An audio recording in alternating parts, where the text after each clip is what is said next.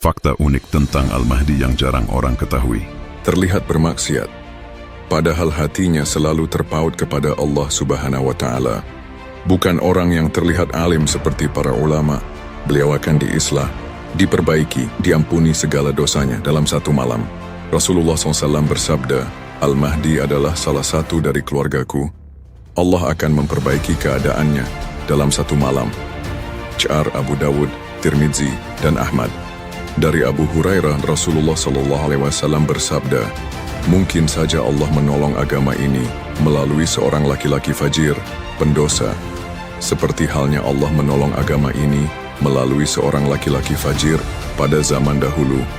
Faktanya, hanya Imam Al-Mahdi lah yang akan menolong agama ini di akhir zaman, dan mungkin saja hadits itu pertanda bahwa Imam Mahdi adalah orang yang masih kurang dalam syariat beragama, dan juga masih minim kemampuan untuk memimpin. Oleh karena itu, Imam Mahdi harus diislah terlebih dahulu.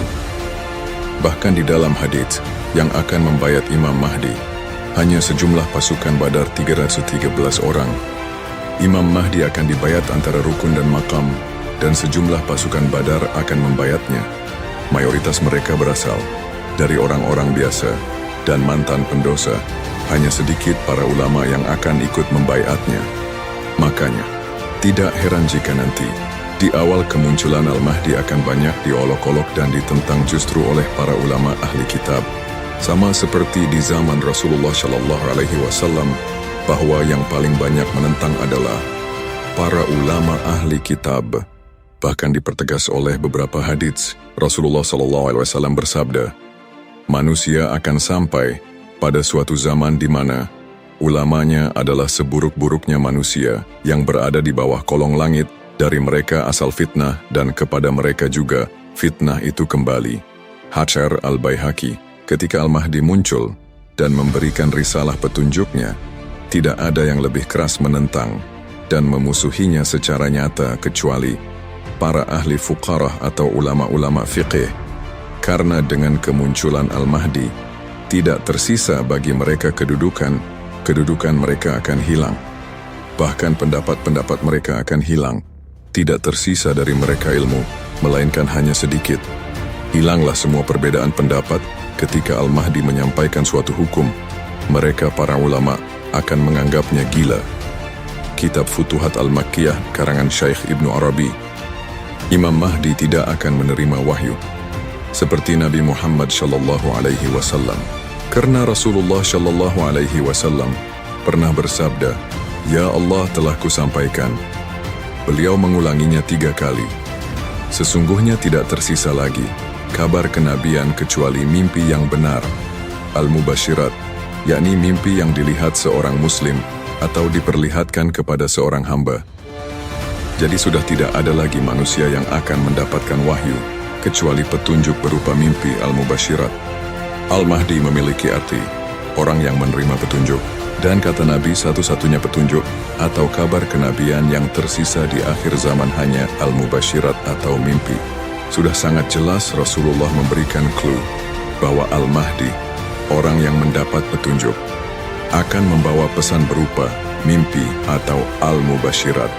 Lalu bagaimana caranya kita mengetahui mimpi itu benar datangnya dari Allah atau bukan? Rasulullah SAW sudah memberikan jawabannya. Rasulullah SAW bersabda, jika zaman itu telah dekat, kiamat, banyak mimpi orang beriman tidak berbohong, dan sebenar-benar mimpi di antara kalian adalah mimpi orang yang jujur dalam perkataannya. HR Muslim. Kenapa Rasulullah menegaskan orang yang jujur dalam perkataannya yang akan mendapatkan mimpi mubasyirat, bukan ulama atau orang-orang soleh? Karena di dalam hadits sebelumnya sudah dijelaskan bahwa justru kebanyakan para ulama yang akan menyesatkan umat di akhir zaman ini. Jadi tugas kita sekarang adalah mencari seseorang yang memiliki mimpi mubasyirat, tetapi tetap tidak menyelisihi Al-Quran dan hadits, dan terkenal akan kejujurannya. Kenapa harus mencari? Karena insya Allah Al-Mahdi akan muncul pada zaman kita. Lihat, kita sudah memasuki gerbang akhir zaman yang dikabarkan oleh Rasulullah SAW.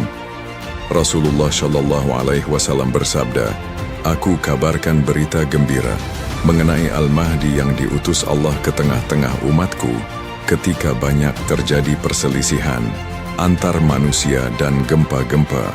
Maka ia akan memenuhi bumi dengan keadilan dan kejujuran, sebagaimana sebelumnya dipenuhi dengan kesewenang-wenangan dan kezaliman.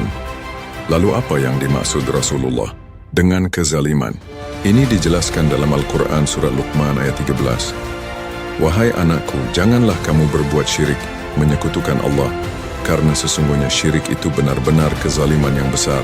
Jadi kezaliman itu sama